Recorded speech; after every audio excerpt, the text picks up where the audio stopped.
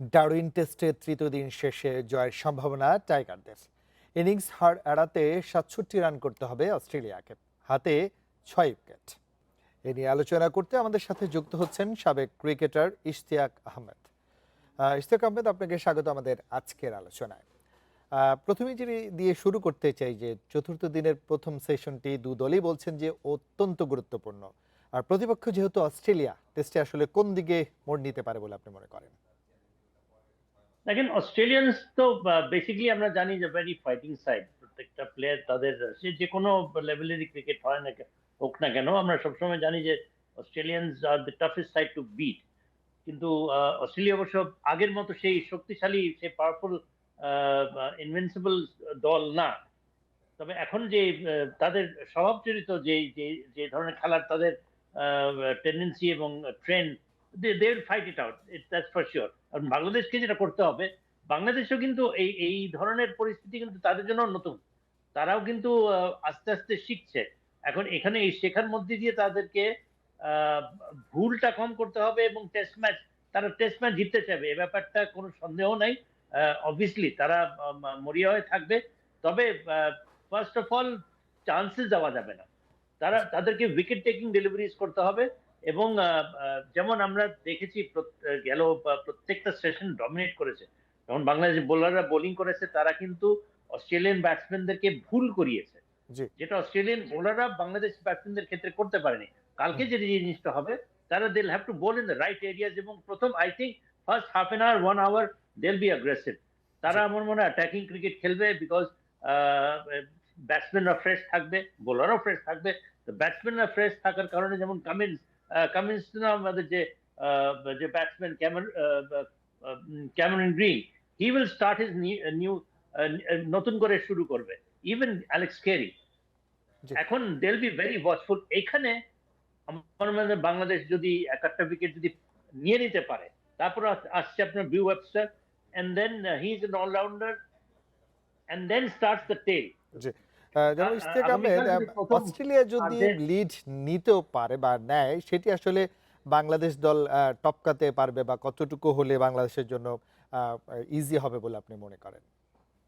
দেখেন, এখান থেকে অস্ট্রেলিয়া যদি লিড নেয়, অস্ট্রেলিয়া যদি 150 মতো যদি লিড নিতে পারে, সে 150 মতো লিড নিতে দেবে কেন? বাংলাদেশে যে ধরনের বোলিং তারা করেছে, যে ধরনের ব্যাকফুটে অস্ট্রেলিয়াকে রেখেছে, যে ধরনের ডমিনেট করে খেলেছে, আনলেস আনটিল বাংলাদেশ নিজেকে নিজে প্রেসারে যদি না ফেলে, যদি ক্যাচেস না ছাড়ে, যদি ক্যাচেস ছেড়ে দেয়, which I hope they don't, because that will be, মানে আমার মনে হয় যে আস্তে আস্তে খেলা সেখান থেকে বেরিয়ে যাবে। আরেকটা হচ্ছে যে তারা বোলাররা এখন মেচিওর হয়েছে। আমার মনে হয় আমাদের আস্থার জায়গাটা কি জানেন? আমাদের আস্থার জায়গাটা হচ্ছে যে বোলাররা এখন they know which are the right areas to bowl. তারা কিন্তু বিভিন্ন পরিস্থিতিতে ইদানিং কালে খেলে তারা একটু পাকাপোক্তা হচ্ছে। সেজন্য আমার বিশ্বাস যে তারা সেই ভুলটা করবে না, যে ভুলটা তারা বিগত দিনগুলোতে করতো।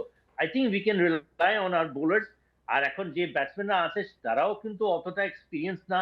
তাদের জন্য কিন্তু এই ধরনের সিচুয়েশন ফেস করা উইল বি সামথিং নিউ। আমার তো মনে পড়ে না ক্যামেরন গ্রিন এবং অ্যালেক্স ক্যারি এই ধরনের সিচুয়েশন তারা খেলেছে। জি। সুতরাং আমার মনে হয় ইট ইজ অ্যাডভান্টেজ বাংলাদেশ। কালকে জি। লেট আস হোপ যে ফার্স্ট আওয়ারে যা হবে, খেলা নির্ণয় হয়ে যাবে ফার্স্ট আওয়ারের মধ্যেই। জি। আহ, অস্ট্রেলিয়ার সাথে এখন পর্যন্ত বাংলাদেশ দল যে স্বপ্নের খেলাটি খেলছে, যেটি আমরা সবসময় স্বপ্ন দেখি, সেই স্বপ্নের টেস্ট খেলছে বলে কি আপনি মনে করেন কিনা? আর বাংলাদেশের বোলারদের ম্যাচটি নিয়ন্ত্রণে রেখেছেন, সামনের দিনে কতটুকু নিয়ন্ত্রণ পারবে বলে আপনি মনে করেন? Yes, দেখেন, আপনার প্র্যাকটিস ম্যাচটা 2 দিনে ইনিংস ডিফিট খেয়েছে, বিশাল একটা ধাক্কা খেয়েছে। তারপরে ওখান থেকে ঘুরে দাঁড়িয়ে এমন একটা বোলিং অ্যাটাকের সামনাসামনি হয়ে তাদেরকে ডমিনেট করে 400 450 রান করা চারটে কথা না কিন্তু। আমার মনে হয় এটা পুরো ওয়ার্ল্ড ক্রিকেটের নজর কেড়েছে যে অস্ট্রেলিয়ানদের এই যে চারজন বোলার, মোর দেন, আমার মনে হয় 1,1200 উইকেট নেওয়া এই চারজন বোলারের মধ্যে world top fastest bowler in the world. তাদের এগেনস্টে যেভাবে তারা ক্রিকেট খেলেছে, আমার মনে হয় যে আমার মনে হয় যে we have won this test match. Frankly speaking, I think we have won this test match, but result আমার মনে হয় যে কালকে they will be absolutely hell bent on winning this test match. এবং ফার্স্ট আওয়ারে আই রিয়েলি হোপ যে তারা যেন প্রেশার বেশি না নেয়। এবং যেটা বললো মেহেদী হাসান মিরাজ, ছোট ছোট জিনিসগুলা তারা করতে চাইবে, এবং একবারে খুব বেশি এক্সাইটেড হয়ে গিয়ে যদি কিছু করতে যায় স্লিপ আপ হতে পারে। I think they are matured enough by now. জি। আমার মনে হয় যে এই সুযোগটা তারা হাতছাড়া করতে চাইবে না। জি। আমরা সেই প্রত্যাশা রাখছি। সুন্দর একটি ফলাফল আমরাও প্রত্যাশা রাখছি। জনাব ইশতিয়াক আহমেদ, আপনাকে অনেক ধন্যবাদ আমাদেরকে সময় দেওয়ার জন্য।